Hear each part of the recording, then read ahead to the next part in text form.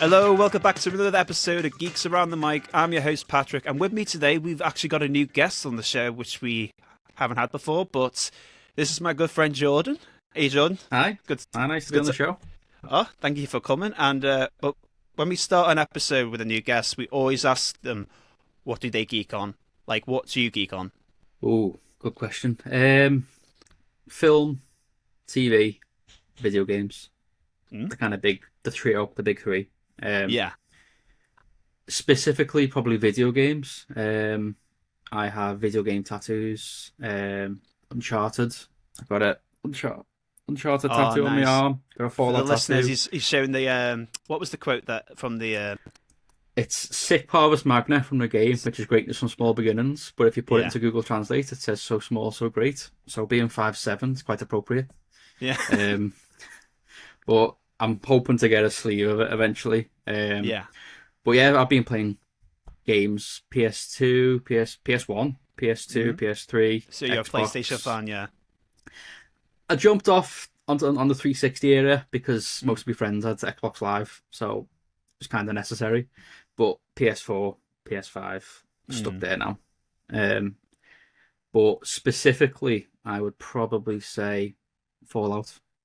That's Fallout. my specialty. As we can see in the background, you got a little Fault Boy statue there, which I've got one right behind me as well on my shelf, but he's very tiny. It's planned decoration. I'm in my sister's room because my room's very dark. It's full of my nerdy stuff and all my Fallout stuff. Yeah, But it looks like a professional room, though. Better. Yeah, It does for her. Yeah, she's a recording artist. Well, she writes songs, so it's kind of fitting. But yeah. Well, I just thought the dark room might look a bit dodgy on camera. No, you look great, mate. But obviously, since you're a big fan of Fallout, this is what the whole episode's all about. It's about talking about season 2 of Fallout, which they've just wrapped up filming, and I've only just realised today that it's actually coming out the end of this year. I thought we'd be waiting for next year, but no, it's actually coming out this year, which I'm actually excited. Same. I was quite surprised. I seen the Amazon Forward recently, which was like a live showing with the investors, and they announced it on stage with a little teaser trailer, which was quite surprising. Yeah. I'm hopeful. I'm glad it's soon. I was expecting next year, but something to look forward to. Christmas, other than Christmas. Christmas present in it. Exactly. Yeah. But no, I was surprised that they announced it, and you sent me the link to the trailer, and I just watched it though before we got onto this episode. And I'll tell you what, it got me hyped though. I do a spoiler warning. Oh, spoiler warning, guys! Watch out. Yeah. So it's New Vegas, obviously, which was teased at the end of. Yeah. No. Teased at the end of season 1, which I loved. I didn't think to do that, but me and my friend, we watched the season together, and when that came up, my God, like it hit that nerve. Yeah, bring back some nostalgic, didn't it? Exactly. Yeah. I always hear from many people that the Fallout New Vegas is like probably their favorite Fallout game. Like, I haven't played it. I'm only used to playing. I've only ever played Fallout 4 and a bit of Fallout 3, but Fallout 4 is like my introduction into the Fallout universe, and it's such a good game. But with it being a Bethesda, it's one of those games that I would never ever finish because it's just such a long. There's a lot to do, and it's janky, a lot to do. But yeah, you gotta love the jank. You know what I mean? It's got its quirks, but I love it. I mean, I started with Fallout 3 back in 2008 or 9, I think. I got me Xbox 360 and my dad's, and he bought me like a bunch of games, and Fallout 3 was on it. And I remember my friends in school talking about it. I remember turning on a game, and I was just blown away. You start off in a vault, and your dad's played by Liam Neeson. You exit the vault, and you see this world, and it's like, right, go and explore. And I remember being so excited and so terrified at the same time, but seeing that Washington Monument in the distance and wanting to I want to go and see that. And I got to my first little town, Megaton. And every time I tried to leave the town, I got killed by a mole rat. So for, I think, 2 or 3 real life months, I stayed in Megaton. I wouldn't leave. I I turn my Xbox on, and would sit there and walk around Megaton and just speak to people, trying to find ways of getting ammo, guns, and I'd make an attempt to leave, and I'd die, and I'd keep trying, like a little bit further, and then something else would kill me. So in the end, I bought it for my PlayStation 3 at home and blitzed it, and I loved it. I played through it, ended the game ended, and I was so sad to just play through it again. And then I remember the DLC come out, and I was like, I remember I had printed out the posters for the release date and put it next to my bed. So I'd like wake up in the morning, like, oh, it's coming out. I keep looking at It like when it's counted coming down, out. yeah. Yeah. So yeah, Fallout 3, and then New Vegas come out. I remember when I first got that, turned it on. First thing I did, run straight to New Vegas, ran straight to. I don't know if you've ever got that far, Quarry Junction. Got killed by death claws, and I was like, oh no. And I never went the official route. I only did the official route on like my third or fourth playthrough. I just kept running straight to Vegas, because I wanted to get in. Um, Fallout 4, I went to the midnight release, got the Pip Boy edition, with my best mate Joe, and a group of people. I remember waiting outside, being excited to talk about Fallout with everyone outside game in Liverpool. And then 76 was slightly different. I did get the game. I played it for like an hour. I played the beta.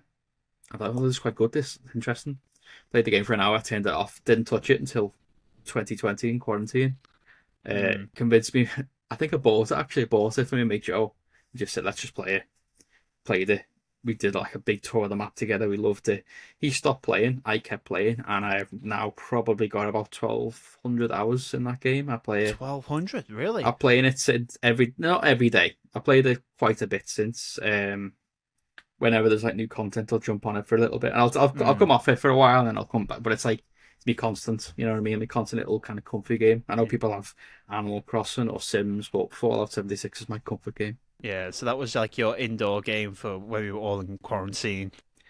Yeah, you just have like a big world to explore because the real world was kind of had invisible barriers at the time. Yeah, that's kind of ironic when you're playing at a post-apocalyptic world, and the world we were living at that time felt like that because everyone was like indoors, no one was like interacting with one another. It's a strange time. I mean, I bought Last of Us 2 when it come out, and I think my anxiety was that bad because of everything that was going on. I just couldn't play that game. I don't know what it was. I just could not play that game. It used to set me off. So I only recently played it before the season 2 of the TV show. But that was a good game. I've just with Fallout 76, like I think I've already put like a few hours into that when I got it, and I got the power armor condition as well with the helmet, which is a great helmet. But when it arrived, the light bulb on the helmet did not work. Really? Yeah, but thankfully I was able to get a trade in game, so they were able to. They had like one left in store, so they were able to open it up and give me a brand new one, and took the faulty one back, which was great. So, but yeah, but I feel like we really need to discuss more about the show now because we're really getting deeper to the games. Yeah, so I love the show. I was so pleasantly surprised because I didn't think it would work. A lot of people didn't. It was in production for a long time as well, and I thought because of the lore of Fallout, it's quite a different world. So it's alternate history, and the bombs dropped in 2077 and wiped out most of America. So it's like I think it's 200 years after. Well, Fallout 3 is 200 years after, and then New Vegas I think's another 5 years on top of that. Fallout 4 is another 10 years on top of that. And then this is another 5 years or 10 years, I forget now. So it's like 220 odd years after 2077. So it's like way in the future, but they've got technology that looks dated, but also like retro futuristic at the same time. So I didn't think people would be able to buy into that world because it's alternate history, World War II. America decided to go all in on the atomic energy and then created robots, nuclear powered cars, nuclear powered planes, exactly, all kinds of. But then it became quite corporate, and it was the American dream was like kind of butchered. So then there's resource wars, and then America kind of closed itself off. I didn't think you could show all this in a TV show without it being like, why is there robots in it in the future? But it's not futuristic, but why is the old music and why does everything look old but futuristic? And But like you I said, did not it's think it would alternate work. universe in a way. It's an Yeah, alternate but universe. this is it, and I thought, how are they going to do it? And then it starts off straight into it, and it didn't need to, and I enjoyed that. I don't know why. You just fell straight into the world with the bombs dropping, and then switch to a vault, and you get to see that side of it, and then you kind of explore the world with Lucy. Do you know what I mean? Like it lets the viewers explore the world of Fallout together, and you get to see different elements. You get to see Maximus, who's like a recruit in the Brotherhood, so you get to see his take on the world, and then the Ghoul, which is his, the pre-war. You get to see, which is a great narrative device, jumping back and forth between pre-war and post-war. I think gives you the backstory for not only the show, but like I said, again, the world, but really sets up the characters' motivations and things. Like the complete different take between the Ghoul what was his name? I forget. Who's this? Sorry. Walton Goggins' character. Oh, Cooper I was Howard. trying to, Cooper Howard, yeah, that's it. yeah, that's right. But Yeah. everyone calls him the Ghoul because that's like his main Yeah. character in the show. But obviously, he had his past life as well as a famous celebrity star who promotes stuff for the Vault Tech. Which again, I thought was a great idea for character. Yeah, and also he's like the inventor of the thumb as well, which you can see with your Vault Tech boy at the background. I like that they include that idea. Like that's how it originated. Like the thumbs up was from Walter Goggins' character, which I really liked. But I liked how Yeah. the thing I really liked about It's the show is how they really showed more what Vault Tech was all about, and actually the big twist you actually find out, for spoilers for people, that they're the ones who started they're the ones who dropped the bombs. well, technically we don't know that yet. The idea is there was always an assumption that Voltec dropped the bombs. Obviously, the show went heavy into it, but okay, this might be a little bit of nerdy backstory. So, one of the characters who will play a big part in season 2 is Mr. House, Robert House, and you see him in the final episode around the big table, and he is the owner, founder of Robco, which just makes the robots. Yeah. He has a casino in New Vegas, or Las Vegas, called the Lucky 38. And beneath that, he built a bunker where he was cryogenically frozen. And I can't remember the full backstory, but he unfroze himself after a couple, maybe 100 years, I can't remember. Yeah. And assumed control of New Vegas again, got the rival tribes and gangs together, civilized them, and put them in control of the different casinos, and redid it and made New Vegas strong again. It's got power, it's got security funds, which is his own security force. This is the plot of New Vegas. The NCR, which you see in Fall Season 1, come into New Vegas. They see this big bright city, which is, nothing they've ever seen before. And they want to take control of the Hoover Dam, which is the hydroelectric plant. But from the east, Caesar's Legion come in, which is like a group of slavers, like a big tribe. And they go to war with NCR for Hoover Dam. And the game takes place where you decide who you want to side with: NCR, Caesar's Legion, Mr. House, or Yes Man, which is like a side character, which that's a whole other story. But in just before the war, he was in the process of setting up anti-nukes or some kind of anti-air defense thing, but he didn't know the bombs were about to drop, so he was blindsided. So Vegas still took quite a big hit. So the idea is he was going to stop any bombs dropping on Vegas, but Vegas was still hit because it wasn't finished.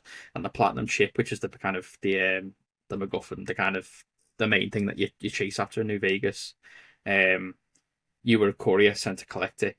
That was meant to come the day of the bombs, and it was meant to set up that whole system for Mr. House. Ah, right, but it was just too late for it to arrive. So it got destroyed, so he's been sending couriers out years and years later to find the platinum chip to set it up, his security force. But if he didn't know that the bombs were meant to drop that day, he was it wasn't part of Voltec, but he worked with Voltec, so either they had fallen out, what it was in Vault-Tec. Okay. So So I how do think you? that's what season 2 is going to explore, Okay. because Hank goes to Vegas with this. I'm assuming if he'd be looking at him as the house, or maybe there's someone else there.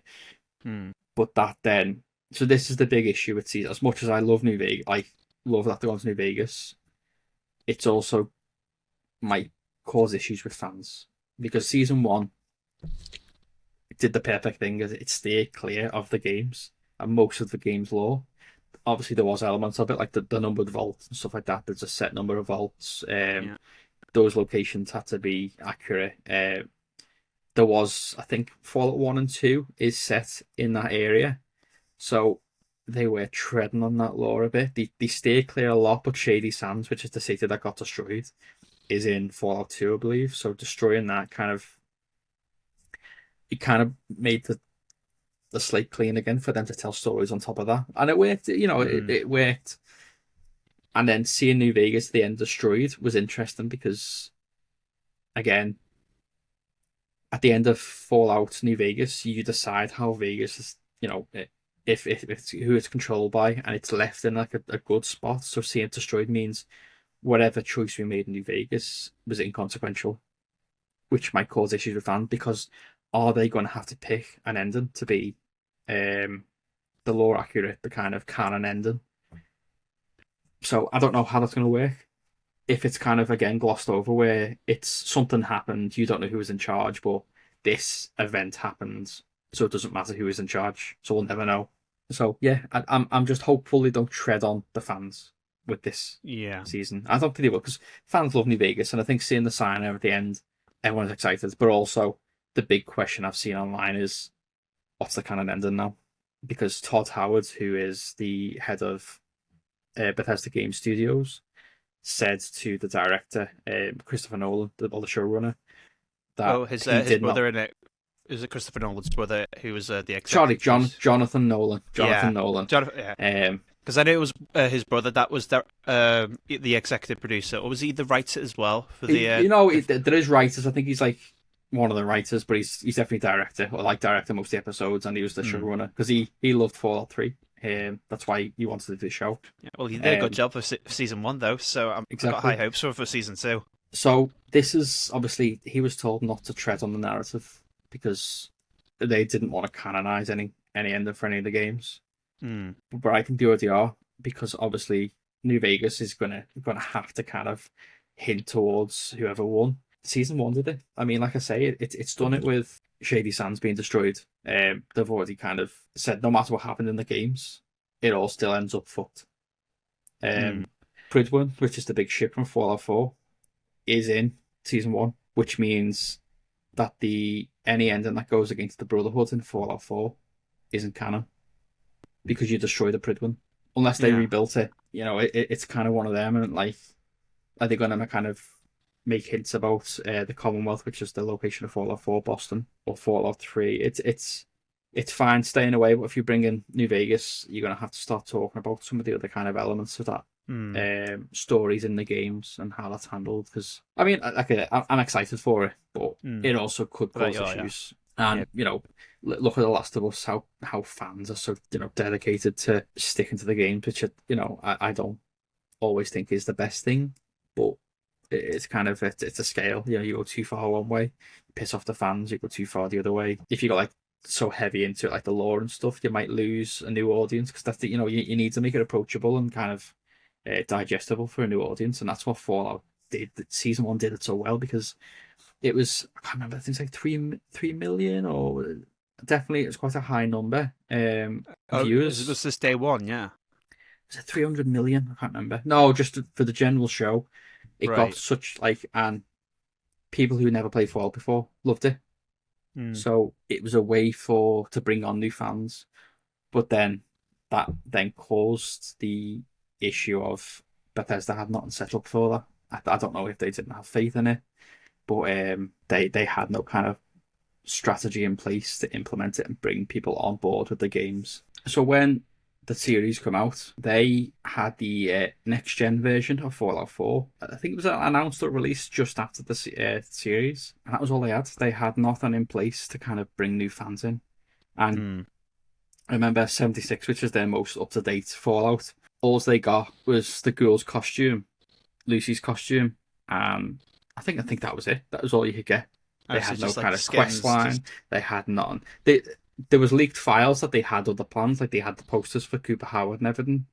They could have done so much with it and brought people onto 76 because 76 had its highest ever player count after the TV show. So did Fallout 4. That means new fans were coming on board, but there was nothing ready for that. Like the drop off was, people wanted more Fallout and they had nothing there. And I think that would have been a perfect time to bring out a Fallout 3 remaster. I mean, they've just brought out Oblivion remastered, which has been that's doing really well. Exactly, people love it, and it's an old game, so people who love the game back in the day get to play that game because it's nostalgic for them. But it's bringing on new people, myself included. I started with Skyrim, and I loved that, and people always told me how good Oblivion was. And I remember going back to try and play it, and it's just so old, and not against it. I play old games myself, but it was just not approachable for me. I just couldn't get into it.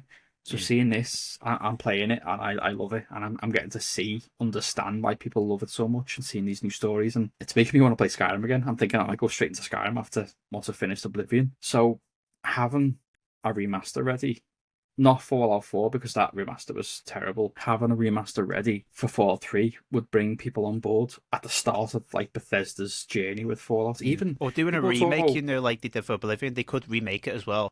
Exactly, like it's an old game still, so it needs that kind of that love. You know what I mean? You can't even aim a gun in Fallout 3, but I love Fallout 3.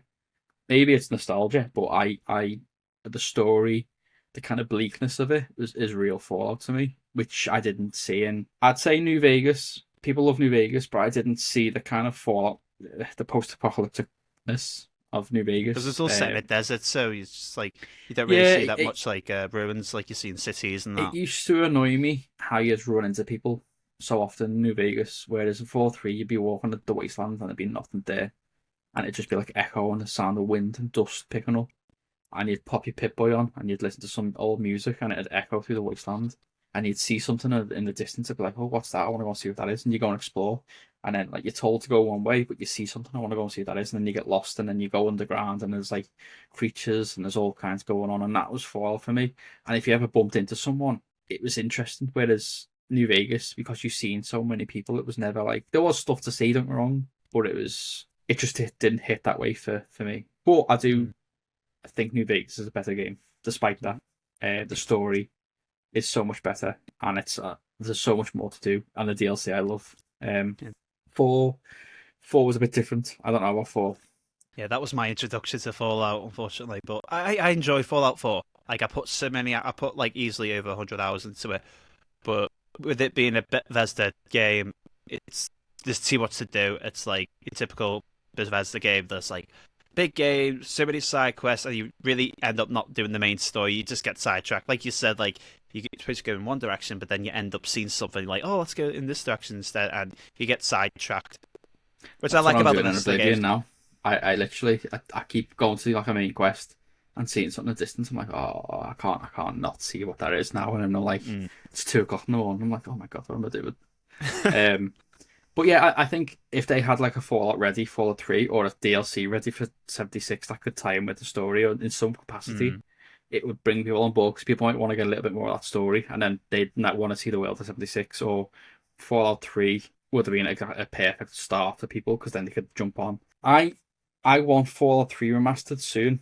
I've heard rumours. I mean, it's being leaked that the Fallout 3 remaster is real, because back in 2023 with the court battle between Bethesda and Microsoft, Bethesda and Microsoft versus, I forget what government thing it was. It was like a legal battle for if Microsoft had the right to own Bethesda publishing company. And in the leaked documents, there was the Oblivion remaster, and it was Fallout 3 remaster. So it's highly likely that it's going to be Fallout 3, but I've heard it might be next year. I think that's a good idea, bringing out Fallout 3 for Season 2, which is December. I don't think it's the right game now. I think it should be New Vegas, because... Yeah, I want it to be New Vegas. So I want to get it. I've never played it, but I've heard so many good things about it. And that would be a good way to introduce people into it. Like before the show comes out, bring it out in October. Like here it is, Fallout New Vegas remastered, and people will play that and then start watching the show in December. Yeah, I think having New Vegas ready would be ideal for them, either before the season or after. I think personally, I think it should be after, like January, because people have finished the show, or February, actually, January, whenever the show finishes. People would want to go on to that. Do you know what I mean? I think getting to see New Vegas before everything that happened and kind of, oh, I get what that is now, or like, oh, I get, like, I I got that understand where this reference. place is. Yeah, that was in the And show. also Yeah. getting to walk around the places that, you've just watched on the TV series would be, it'll bring fans in. It's got that nostalgia of Oblivion because people love New Vegas. As much, I love 3. I would like to see 3 remastered, definitely. I think a lot of people didn't jump on New Vegas before 3, or yourself played 4. So it'd be a good chance for people to play 3. But I just don't think it's ideal now because New Vegas should just be fitting. The issue is Bethesda didn't make New Vegas. It was Obsidian. Yeah. And I know Todd Howard has a bit of a love-hate with New Vegas. I think he's annoyed because it's the most liked Fallout game that wasn't made by him. And this is why I don't know if they will do a New Vegas remaster, and that's the issue. All right. So what was the studio that made the game again? Obsidian. So they're the guys who did Outer Worlds recently. So they've got a lot of games coming out. So people were talking about like getting them to do a Fallout in between because obviously Bethesda Studios are working on the next Elder Scrolls game. Yeah, we'll be waiting for another 10 years for that. Going to be years. So this is it. Like Fallout's not going to be out. The next Fallout's probably not going to be out for another 8 to 10 years, which is a long time. You know what I mean? And for now, all we've got is 76, which is so poorly updated. Like they're missing the trick with that game so much. It's a live service game and things could happen. The world changes based on decisions, the whole world for everyone. And I don't know why they don't run with that. They just don't put any effort into the game. And it saddens me because it could be a great game. Obviously, it's had a bad start. It's controversy around it. Like it does have potential, but I could have It's got potential, but it's better now. It's a lot better now. I mean, it's justified between me spending so many hours on it, but I think they've really missed the opportunity. And again, tying it in with the show. So all they really got now is the show as an avenue for people who love Fallout. But I don't think that's enough. I think there needs to be more. I think they need to let Obsidian do another game. I think putting a Fallout in between, like they did with New Vegas, would kind of tie people over and people get excited for it. The remasters are like obviously another avenue, but that would build up the hype again for people to play another Fallout game, like Oblivion is now for Elder Scrolls 6. So yeah, I think a remastered New Vegas would be perfect to tie in with Season 2. I just don't know. It's not been leaked or anything, so I don't know if there's enough time to do it, which is kind of concerning. Probably got to consider like the license.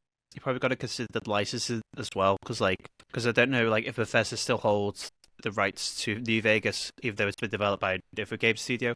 Because obviously they bought the license to use it in the show, which we got to see in the end of Season 1, and now it's the main focus of Season 2. So there's also that you got to consider as well. Like, do Bethesda have the whole rights to New Vegas, or do the other game? No, they own the rights to. Obviously, if they're showing it in Season 2, they'll have the rights. They own the rights to Fallout. They just leased out I think that they just leased out the license. They leased out the engine and everything to all the assets to Obsidian, and they did that game in about a year, which is crazy. That's the mad thing about it. Look what they made. It's such a small space. It's small, and there's so much cut content, which is why I'd love to see some of the cut content brought back in a remaster to see like the full scale what they wanted to do with New Vegas. So I think, and it's been a big argument. You can watch interviews with Todd Howard if they should lease out their games to other companies. And I get his argument that he wants it to be, it's his. He wants it to be Bethesda because does it take that feel away from it? But I mean, New Vegas is proof that it works,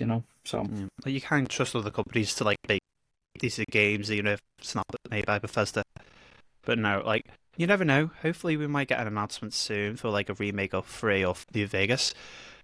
But yeah, I'm excited for Season 2. But let's talk about Season 2 wrap now. So it's just wrapped up. They wrapped up the 8th of May. So just recently they just wrapped up, and we got that reveal with Walter Goggins, like ripping off his prosthetic ghoul mask off. And as soon as I saw that, I was like, oh my god, this is it. We're in the final stages now. It's done. It's all in post-production now. And what was your reaction when you saw that, though, with him ripping his off? his mascot. See, I've been watching the leaks for a while. There's been a lot of leaked images online, starting with like the Lucky 38 exterior, New Vegas exterior being built, people going down to the set, which is something I wish I could have done. To go down to the set of they had New Vegas built, you know what I mean, and they had the sign, which I've not really shown yet, but they had the New Vegas Oh sign wow, yeah. all So set for the up. people who are listening, he's just holding up a Fallout New Vegas sign stand, and which you guys should know, this guy right here has a big, massive. I say a big, massive, but you might just say it's only a small clip. But he has a good collection of Fallout stuff at his bedroom. Don't you? You have like the helmets, the big boys. You know what? I brought some of the stuff in. I just didn't want to set it up. I've got this the other day. I didn't show you. Oh wow! So we got the ghoul up, Walter Goggins, yeah. Because he was supposed to come to Liverpool Comic Con, which just happened May the 4th, but he had to cancel, and we found out why. Because he was obviously filming the last scenes for season 2, and I think but yeah, so we wrapped up a week later. It's a shame because I did plan to meet him there, but Save. obviously cancelled. But we met. You met him, didn't you? You met Yeah, Maximus. met Aaron, who plays Maximus, Aaron. and you know what? He was so lovely. I had like a good few minute conversation with him, and that day though, when he was at Comic Con, he was like, he only just arrived off set because he was just telling me like it was like 8 hours ago when he just got off the set. He finished wrapping up his scenes, and 8 hours later, he's at a Comic Con convention. I was like, "Oh man, heck, this guy's like, Yeah, he dedicated." schedules are crazy. Oh god, yeah. So I met him. He was lovely. I got a photo with him, which I'll pop up. And I know you got a photo as well. So if you want to like share it, I'll pop that up on the screen so people could see it. But I met him, and I got my helmet signed as well, which I'll pop that up as well. I got my power armor signed by him. But he was such a lovely guy, and I told him that I'm so excited. I would have asked him questions, but obviously I know actors, they won't tell me. But I just told him my excitement for season 2, and he was very appreciative. But he's like, but yeah, he was a lovely guy, and absolutely, definitely a lovely guy. So me and again, we mate Joe, who is a big Fallout fan like me. We met him at Liverpool Comic Con. It was only briefly. It wasn't like you when you had the time to speak to him, but we got a professional photo. But he got tattoos on his arm that are really cool. And he said it's a nightmare being an actor with tattoos because the makeup department hates because it's so much like more work they have to do on top of the arms and stuff. But yeah, he's a lovely guy. Genuinely lovely person. So I'm excited for season 2 anyway. One thing I do hope though, and I think again is another thing they missed the mark with, they released all the episodes at once, which I thought meant they had no faith in the show because they just dumped it. And there was some marketing, but not as much as I'd expect. They just dumped that show in one dump. I hope they spread it out. I think it deserves weekly, it. yeah. I mean, there's the big argument about TV shows. Should it all be in one like Netflix do? Should it be weekly? I personally love what Andor's done recently. I don't know if you watched Andor. I'm waiting till it all comes out. I think it's all out yet, so it's finished. Incredible show, absolutely really? Incredible show. The writing, it's one of the best things I've seen in a long time. But their release schedule, so each episode's an hour long, but it's like each 3 episodes are its own like mini arc, and they release 3 episodes a week. So you've got essentially a 3-hour film every week to watch, but you could spread that out through the week. So for a month, you've got a lot of content to watch. I don't know if that's a perfect way to do it. I mean, Stranger Things did something interesting where they released all their episodes, bar the last 2, and waited a month before they released them. And they were like as a part 1 and part 2, didn't they? Yeah. But the way that I think that works perfectly is because the problem with weekly is if the episode's deemed not as good as the previous episodes, it feels like filler. People say filler. And I don't like the word filler because nothing's filler. It's setting something up. It's setting up a storyline. It's setting up a big reveal. It's setting something up. But people use the word filler a lot. And I don't know if it's because people like to digest content differently. I think modern day concentration, people want everything at once. But the issue with releasing the full show at once is it's in people's attention for a small amount of time. So if you dump your show 1 week, people will watch it and binge it in a week, and people talk about it that week. That's what I did the first day. I binged it all in one day. Well, that's it. So I spread it out a bit because I wanted to kind of enjoy it. But that's it. Like, do you get the same experience watching it all in one? You know what I mean? Like, do you enjoy the smaller moments more?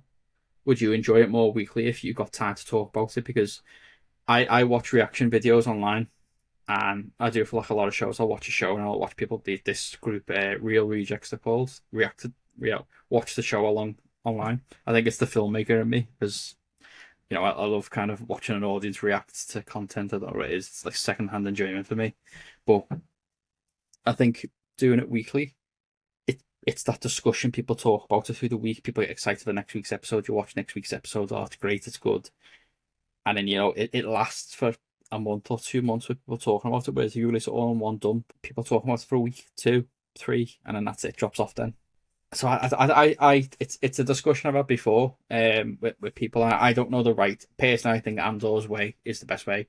Instead of doing one episode, give us a couple, give us a couple, give us a couple over the space of a month, and people get that right amount of content. You might have a filler episode, but you paired it with a nice other episode, so you get like a nice bit of content.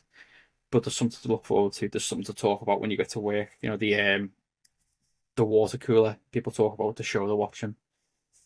It gives people that time to kind of digest it and enjoy it more. And I think that's. Because like you said before, like they just dumped the first season on because they probably didn't have high hopes for it. But with the success of the first season, they might change that for season 2. They might release an episode or 2 a week, weekly. See, they might change it, or unless they'll probably just dump it on. But I can't see them changing it because I don't think Amazon has faith in it. Because most of their shows they release weekly. So dumping it all in one kind of indicates to me that they didn't think it'd do well, and it's turned out to be. I think it's one of the most watched shows on Amazon. Yeah. Which they again, confirmed season 3, didn't they, as well? Yeah, they confirmed it before season 2's even got announced. So I'm just happy that it's not only is it a good show, because I wanted a good Fallout show.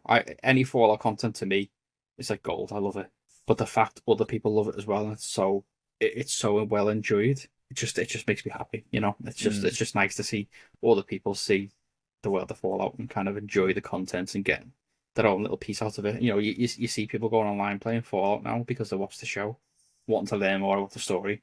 So I think of it. Exactly. It's a fun world, and I think the acting's excellent on it.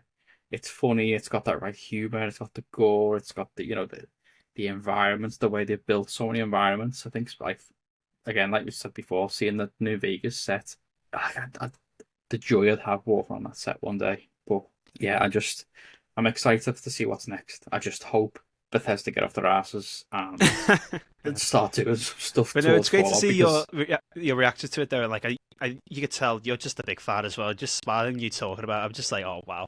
Because like I'm already introduced with Fallout 4, the game, the show, but I really enjoy Fallout. I've got like a Blood Platinum gun there, which I've just recently just took off my shelf and put it on. But yeah, I'm excited for season 2, and I feel like we're definitely going to be discussing it as well. So hopefully you'll return on the podcast we'll discuss it. But I want to talk about like the casting as well, because all the casts we had in season 1 will return. So like Ella Purnell will return as Lucy, Walter Goggins as the Ghoul, Aaron as Maximus. But we've also got a new cast member coming in, and I mentioned it to you before, and I forgot about it, but Macaulay Culkin is making an appearance in season 2, so I'm wondering what type of role will he be playing, because no one knows who will he be playing. So do you have any ideas of who he might be playing? I mean, I know a lot of people are trying to say if he's going to play like an established character from the game. I know we discussed earlier about it being... Is this the one that Matthew Perry played as well? Yeah, I've seen other people online say, maybe he'll play Benny, and I don't think he should. I think obviously the TV show's set, I think it's 15 years at this point, 15 or 20 years after the game. There's enough time to pass. Obviously a lot's happened in that area since. I have some theories on that actually, which we could discuss. Yeah, go for it. But Matthew Perry is so well loved in New Vegas in the Fallout community, and I think recasting him would be an injustice to his character.